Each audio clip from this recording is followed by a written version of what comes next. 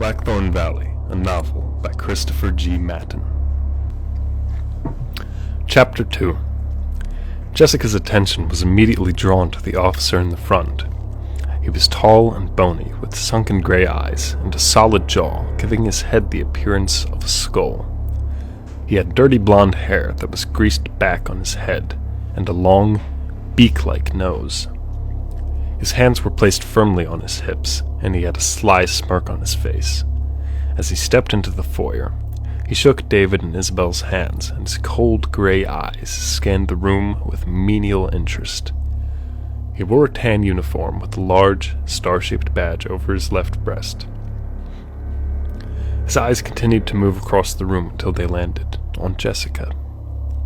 His grin broadened, revealing crooked yellow teeth. He motioned for Jessica to come down the stairs. "Who's this pretty lady?" he asked, his eyes caressing her body, causing chills to crawl up and down her spine.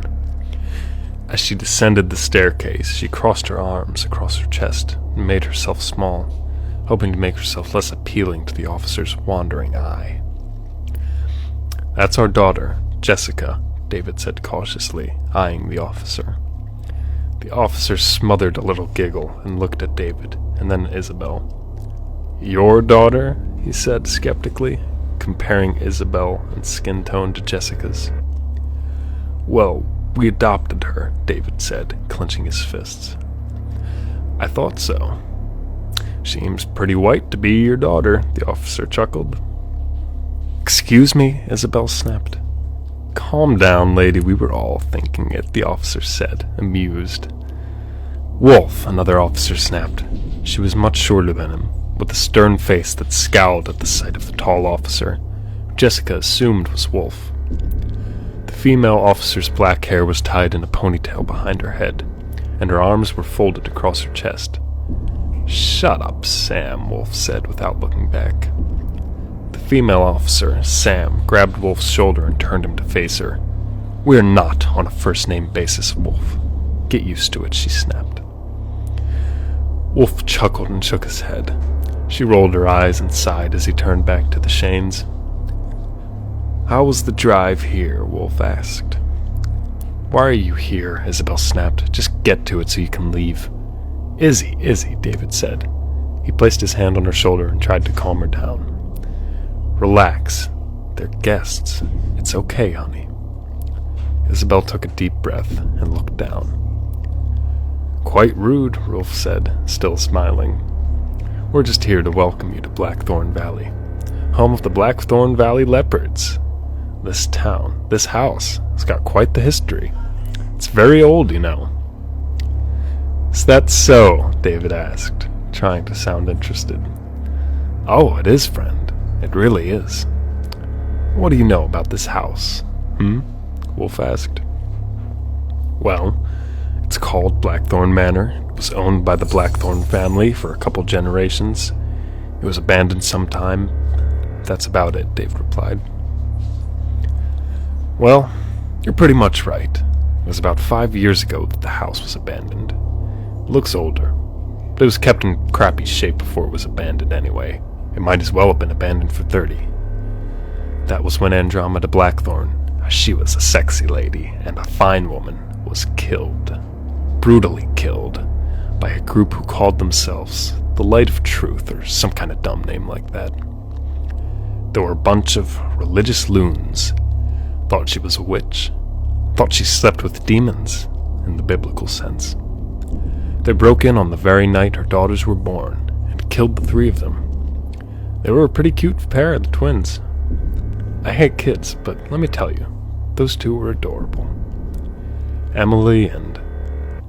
well, I really shouldn't be talking about this.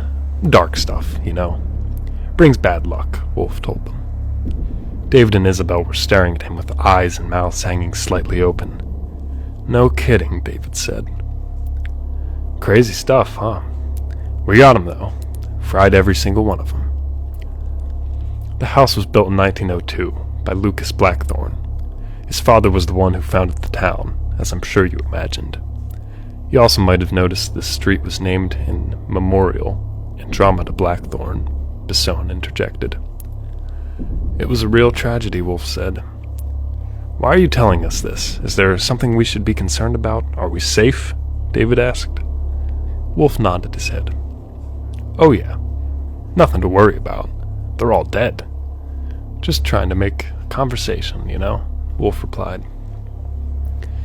Anyway, we just wanted to stop by, say hello, make sure everything's in order. But we should be leaving now, Bisson said, more to Wolf than anyone else. At that moment, the doorbell rang again. I got it, Wolf said. He went to the door and pulled it open to reveal a tall, skeletal man with gray, greasy hair that fell to his shoulder. He had narrow, gray eyes similar to Wolf's, and a long, crooked nose. His face was long and bony, and his pale skin was stretched taut over his skull like leather on a tanning rack. His old, pale lips were curled into a mild scowl, and his stormy gray eyes held no detectable emotions. In one of his long, claw-like hands he gripped a sleek black cane, topped with a snarling silver leopard's head. His suit seemed expensive and well-tailored, and his blood-red tie was tied in a trinity knot.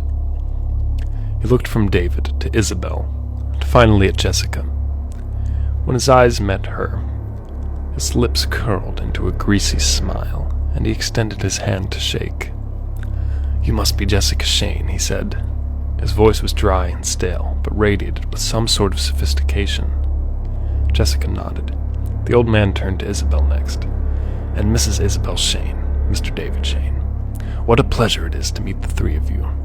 I trust the journey here was pleasant, he asked. Absolutely. It was wonderful, David replied. And what may I address you as?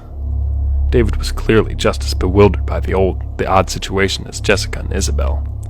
The old man moved through the foyer with a flawless recognition, as if he'd lived in the home most of his life. He treated Jessica and her family the same way. When he entered the room, it seemed that his very presence demanded authority over the residents, as if this were his house and his family. My name is Alexander Wolf. I am the mayor of this town, as well as the father of our sheriff, Damien Wolf, the old man said. Oh, you two are related, Isabel said, trying to mask her disapproval. Your son was just telling us about the woman who used to live here. I think her name was... David began. Mayor Wolf cut him off. Did he now? The mayor said. His grin vanished, and the scowl that was on his face when he entered the building returned. He turned to his son and struck him across the face with the handle of his cane. There was a sickening cracking sound as Sheriff Wolf's head shot to the side. His whole body jerked with pain, but he turned back to face his father as if nothing had happened. He flexed his jaw a couple of times and looked away from his father once more. The mayor turned to face the Shanes again, but addressed Wolf. You've most likely overstayed your welcome. Gather your officers and return to your posts. Thank you for coming out to meet the Shanes, but I shall be the one to conclude their introduction to the town, he said. Sheriff Wolf scowled silently. You heard the man. Let's go, the sheriff said. He and the two male officers began to leave, but Bisson extended her hand and shook it with Jessica. It was nice meeting you, Jessica, Bisson said. For a fraction of a second, Jessica thought she saw something strange flash over Bisson's face. It was like a mixture of guilt and pity, directed towards Jessica. Jessica didn't like it. After saying goodbye to the Shanes, she watched Bisson walk out the front door and towards her cruiser. What was that about, Jessica thought. My apologies, Wolf said. My son struggles to grasp the concept of common courtesy. I'm sorry that the first impression of the town had to be so violent. David and Isabel stood in stunned silence. They must have never watched a man strike his own offspring like that. So, this is an important house, David managed to say. Quite. I was personally a close friend of Andromeda's mother, Mariana. This house holds dear memories for me. I wish to assist you in the process of renovating it. I hope that we may be able to restore it as similarly to its previous state as possible.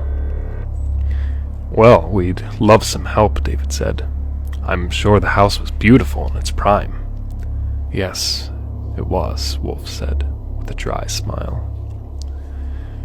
Well, we just got here, so if we could just... Isabel began in an attempt to hurry the conversation along as to get Wolf out of the house with ease. Would you like a tour? I feel there may be quite a few aspects of the house your real estate agent failed to mention. That sounds great, David said. Excellent, Wolf said. He clapped his hands together. Let's carry on, shall we?